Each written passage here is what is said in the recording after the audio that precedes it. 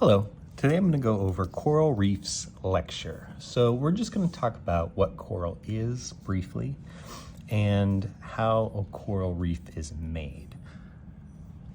More details can come in later lectures. So we have an image here. A lot of people are familiar with what a coral reef looks like and the brightness, color, and vibrancy of coral reefs. Tropical coral reefs are captivating due to their warm, clear water, vivid colors, and abundant life. Usually we see these areas in the tropics, again, where they said the waters are relatively clear. The corals are close to the surface, which will be important. They rival rainforests in beauty, richness, and complexity. Both coral reefs and rainforests have structures built by organisms, trees in the forests, and reef-building corals in reefs. So the structure of these ecosystems is based on living things. Trees are the living thing in the forest that make the structure of that ecosystem. And corals do the same for a coral reef. They're also both hotspots of biodiversity. So lots of different living things exist in those ecosystems.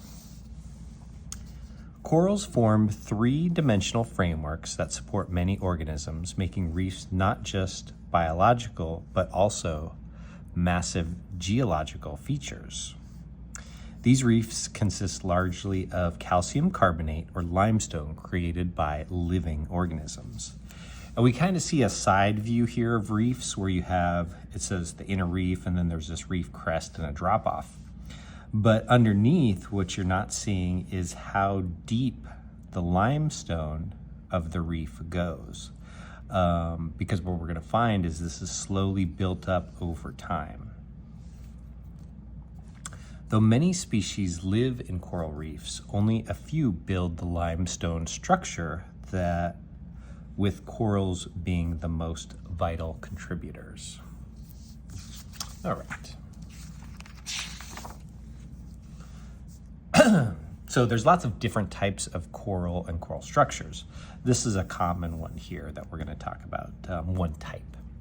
Coral refers to various groups of cnidarians, but only some, called hermatypic corals, help build reefs.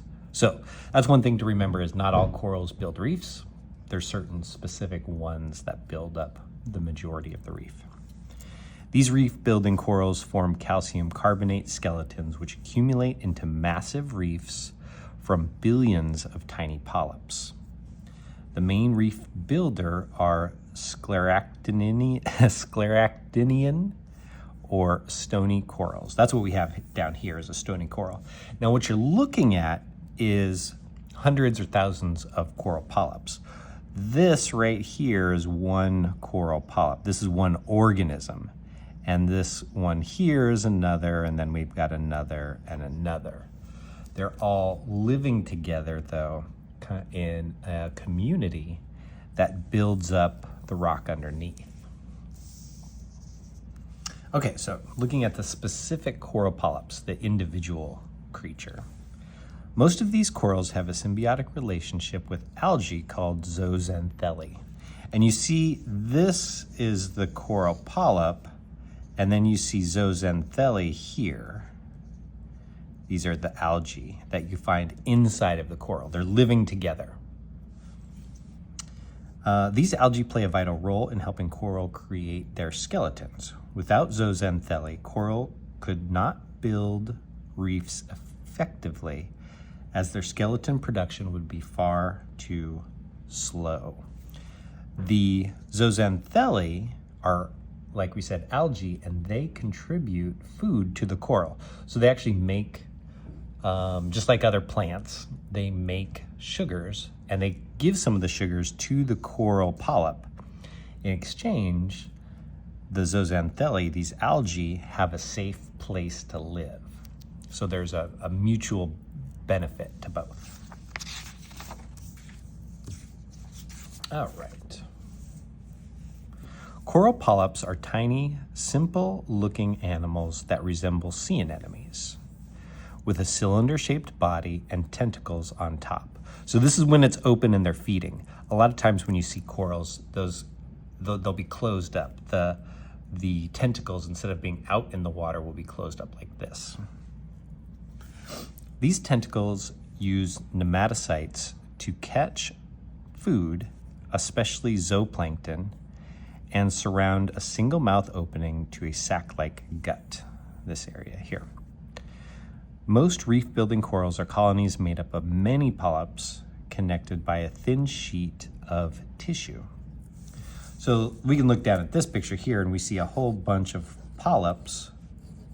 Now these are individuals, but they are actually connected by this very thin sheet of tissue that goes from one to the next. So they live communally.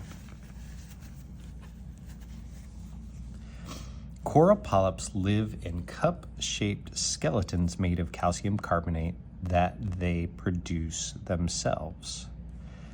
They continuously add new layers of calcium carbonate, causing the skeleton to grow upward and outward and make up most of the coral colony's bulk. So what they're doing is they're adding to this here, all this area in here. They're slowly adding layers to that as they build up and up and out.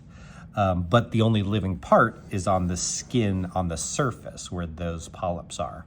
The rest of this is what will eventually become the limestone rock underneath. The actual living tissue is just a thin layer on top, while the hard skeleton forms the structural framework of the reef. Okay, I hope this helps. We'll have more information later on. Let me know if I can answer any questions.